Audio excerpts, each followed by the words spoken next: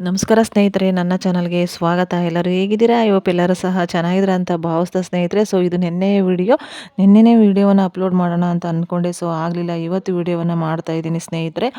ನಿನ್ನೆ ಬಂದ್ಬಿಟ್ಟು ಗುರುವಾರ ರಾಯರ ಪೂಜೆ ಆಗಿತ್ತು. ಮನೆಯಲ್ಲಿ ಹೂವಿನ ಪ್ರಸಾದನೂ ಸಹ ಆಯಿತು. ತುಂಬಾ ಖುಷಿ ಆಯಿತು. ಪ್ರತಿನಿತ್ಯನೂ ಅಷ್ಟೇ ಪೂಜೆ ಮಾಡುವಾಗ ಒಂದು ಹೂವಿನ ಪ್ರಸಾದಗಳು ಆಗ್ತಾ ಇರ್ತವೆ. ರಾಯರು ನಮ್ಮ ಮನೆಯಲ್ಲಿ ನೆಲೆಸಿರೋದಕ್ಕೆ ನನಗಂತೂ ತುಂಬಾ ಖುಷಿಯಾಗುತ್ತೆ ಅಂತ ಹೇಳ್ಬೋದು.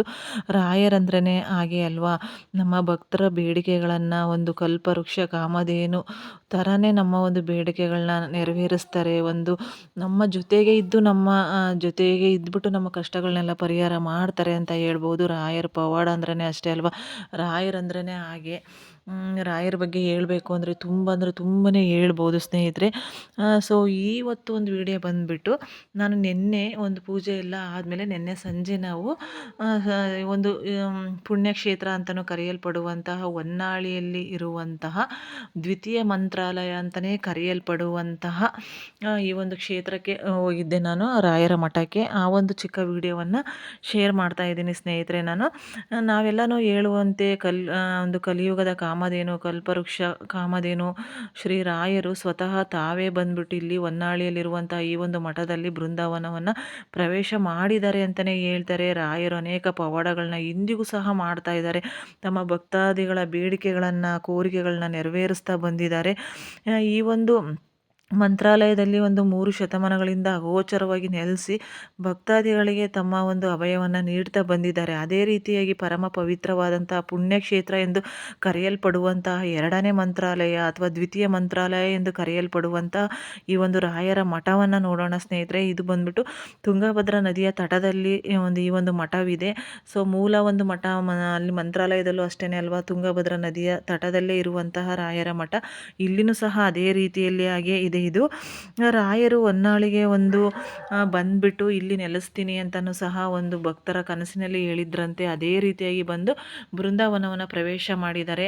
ಬಿಚ್ಚಾಲೆಯ ನಂತರ ಈ ಒಂದು ಹೊನ್ನಾಳಿಯಲ್ಲಿ ಮಠವನ್ನು ಸ್ಥಾಪಿಸಿದ್ದಾರೆ ಅಂತಲೇ ಇಂದಿಗೂ ಸಹ ಕರೆಯಲ್ಪಡ್ತಾರೆ. ರಾಯರ ಸಂಚಾರವಿದೆ, ರಾಯರಲ್ಲಿ ನೆಲೆಸಿದ್ದಾರೆ. ಗುರು ರಾಯರ ಒಂದು ಮಂತ್ರಾಲಯದಲ್ಲಿ ಬೃಂದಾವನಸ್ಥರಾದ ಕೇವಲ 2 ವರ್ಷಗಳಲ್ಲೇ ಈ ಒಂದು ಹೊನ್ನಾಳಿಯ ಈ ಒಂದು ಬೃಂದಾವನದಲ್ಲಿ ರಾಯರು ಸ್ವಯಂ ಪ್ರವೇಶಿಸಿದ್ದಾರೆ ಅಂತಲೇ ಕರೀತಾರೆ ಸ್ನೇಹಿತರೆ. ಇದು ಬಂದ್ಬಿಟ್ಟು ತುಂಗಭದ್ರಾ ನದಿಯ ಪಕ್ಕದಲ್ಲಿಯೇ ಈ ಒಂದು ಮಠವಿದೆ. ತುಂಗಭದ್ರಾ ನದಿಯ ಪಕ್ಕದಲ್ಲಿಯೇ ಮಠ ಇದೆ. ಇಲ್ಲಿ ನೋಡಿ, ಇಲ್ಲಿ ಎಲ್ಲರೂ ಸಹ ನೋಡ್ತಾ ಇದ್ದೀರಾ. ಇಲ್ಲಿ ಮೂಲ ಒಂದು ಪ್ರಾಣ ದೇವರಾಗಿರುವಂತಹ ಆಂಜನೇಯ ಸ್ವಾಮಿಯ ಒಂದು ದೇವಸ್ಥಾನ. ಅದು ಚಿಕ್ಕದು, ರಾಯರ ಬೃಂದಾವನದ ಎದುರಿಗೆ ಇದೆ. ಅಲ್ಲಿ ಬಂದ್ಬಿಟ್ಟು ನೋಡಿ, ಎಲ್ಲರೂ ಸಹ ಕಿಂಡಿ ಒಳಗಡೆ ನೋಡಿಬಿಟ್ಟು ಒಂದು ಬೃಂದಾವನವನ್ನು ಅಲ್ಲಿಂದಲೇ ರಾಯರ ಈ ಒಂದು ಬೃಂದಾವನವನ್ನು ರಾಯರ ದರ್ಶನವನ್ನು ಮಾಡಿ ಕೈ ಮುಗಿದು ಹೋಗ್ತಾರೆ ಎಲ್ಲರೂ ಸಹ. ನಾನು ಅದೇ ರೀತಿಯೇ ಕೈ ಮುಗಿದು ಬಂದೆ. ಆ ಒಂದು ಚಿಕ್ಕ ಕಿಂಡಿ ಇದೆ, ಒಂದು ಅಂಗೈ ಅಗಲನೂ ಇದೇನೋ ಅಷ್ಟೇ. ಅದು ಆ ಕಿಂಡಿ ಒಳಗಡೆಯಿಂದ ನೋಡಿದರೆ ರಾಯರ ಒಂದು ಬೃಂದಾವನವನ್ನು ನೋಡಬಹುದು. ಈ ಒಂದು ಬೃಂದಾವನದಲ್ಲಿ ರಾಯರು ಸ್ವತಃ ಅವರೇ ಬಂದ್ಬಿಟ್ಟು ಇಲ್ಲಿ ಬೃಂದಾವನವನ್ನು ಪ್ರವೇಶ ಮಾಡಿದ್ದಾರೆ ಅಂತ ಅನ್ನುವಂತಹ ಒಂದು ಇತಿಹಾಸ ಇದೆ ಇಲ್ಲಿ. ಅದು ಬಂದ್ಬಿಟ್ಟು ತನ್ನ ಒಂದು ಭಕ್ತರಾಗಿರುವಂಥ ಒಂದು ರಾಮಾಚಾರ್ಯರು ಅನ್ನುವಂಥ ಭಕ್ತರ ಕನಸಿನಲ್ಲಿ ಬಂದು ರಾಯರು, ನಾನಿಲ್ಲಿ ಈ ಒಂದು ಭದ್ರಾ ನದಿಯ ತಟದಲ್ಲಿ ನಾನು ನೆಲೆಸ್ತೀನಿ, ನೆಲೆಯೂರ್ತೀನಿ ಅಂತಂದು ಕನಸಿನಲ್ಲಿ ಹೇಳಿದ್ರಂತೆ. ಅದನ್ನು ಕೇಳಿಬಿಟ್ಟು ಅವರು ತುಂಬಾ ಖುಷಿ ಪಟ್ಬಿಟ್ಟು ರಾಮಾಚಾರ್ಯರು ಇಲ್ಲೊಂದು ಮಠವನ್ನು, ಒಂದು ಬೃಂದಾವನವನ್ನು ಪ್ರತಿಷ್ಠಾಪನೆ ಮಾಡಬೇಕು ಅಂತಂದು ಹೇಳಿ ತನ್ನ ಒಂದು ಭಕ್ತಾದಿಗಳನ್ನು, ಕೆಲವೊಬ್ಬರು ಭಕ್ತರನ್ನ ಅವರು ಮೂಲ ಸ್ಥಾನ ಆಗಿರುವಂತಹ ಮಂತ್ರಾಲಯಕ್ಕೆ ಕಳಿಸ್ತಾರಂತೆ. ಅಲ್ಲಿಯ ಒಂದು ಮೃತ್ತಿಕೆ, ಆಮೇಲೆ ಪವಿತ್ರವಾದಂತಹ ಒಂದು ಮಂತ್ರಾಕ್ಷತೆಯನ್ನು ತೊಗೊಂಡು ಬನ್ನಿ ಅಂತಂದು ಹೇಳ್ಬಿಟ್ಟು ಕಳಿಸ್ತಾರಂತೆ.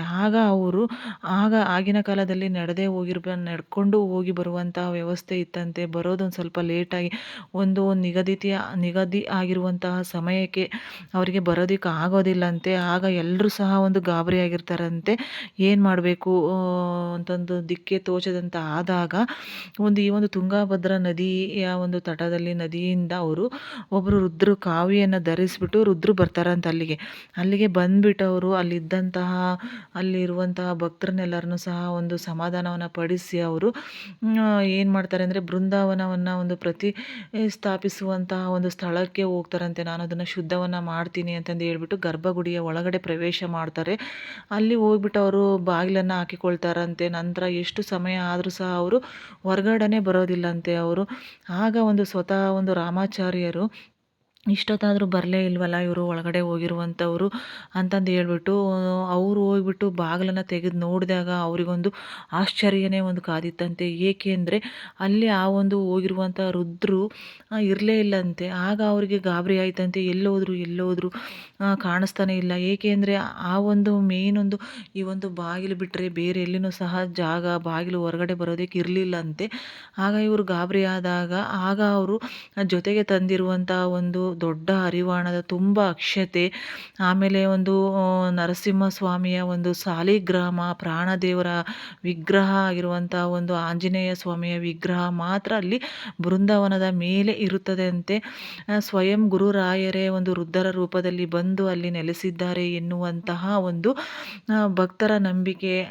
ಸ್ವತಃ ರಾಯರೇ ಅಲ್ಲಿದ್ದಾರೆ, ಭಕ್ತರ ಒಂದು ಕೋರಿಕೆಯನ್ನಾರು ಭಕ್ತರ ಕಷ್ಟಗಳನ್ನು ಪರಿಹಾರ ಮಾಡ್ತಾರೆ ಇಂದಿಗೂ ಅನ್ನುವಂತಹ ಒಂದು ನಂಬಿಕೆಯಿಂದ ರಾಯರು ಸ್ವತಃ ಅಲ್ಲೇನೆ ಓಡಾಡ್ತಾ ಇದ್ದಾರೆ ಅನ್ನುವಂತಹ ಬಲವಾದ ನಂಬಿಕೆಯಿಂದನೇ ಸಹ ಒಂದು ತುಂಬ ಒಂದು ಭಕ್ತರು ಪ್ರತಿನಿತ್ಯನೂ ಸಹ ಇಲ್ಲಿ ಒಂದು ಪೂಜೆ ನಡೀತಾ ಇರುತ್ತೆ. ಅದರಲ್ಲೂ ಸಹ ಶ್ರಾವಣ ಮಾಸದಲ್ಲಿ ಇಲ್ಲಿ ಒಂದು ಹಲವಾರು ರೀತಿಯಾದಂಥ ಪೂಜೆಗಳು ಎಲ್ಲವೂ ಸಹ ನಡೀತವೆ ಇಲ್ಲಿ.